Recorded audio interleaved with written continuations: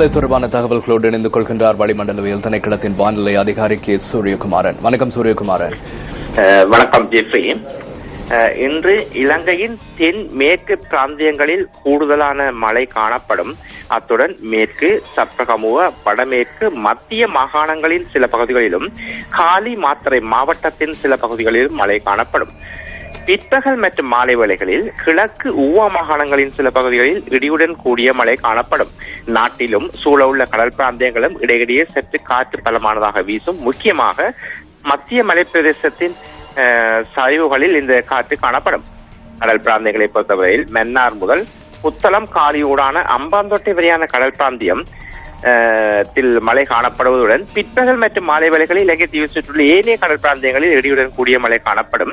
கடல் பிராந்தியங்களில் காற்றின் வேகமானது மணிக்காலத்துக்கு 20 கிலோமீட்டர் முதல் 40 கிலோமீட்டர் வரையான வேகத்தில் தென் மேற்கு திசையிலிருந்து காற்று வீசும்.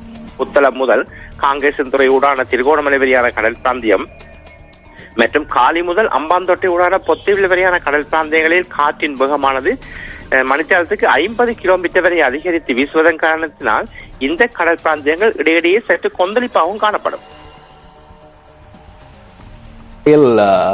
கொழும்பில் இடியுடன் கூடிய மழை பெய்ததை அவதானிக்கக்கூடிய இருந்தது காலை வேளையில். இந்த நிலை தொடருமா அல்லது தொடரும்? காரணம் என்னால் இலங்கையில் வளமையாக காணப்படுகின்ற பருவ காலங்களில் தற்போது நிலவிக் கொண்டிருக்கும் பருவகாலமானது தென்மேற்கு பருவப்பெயர்ச்சி காலமாகும்.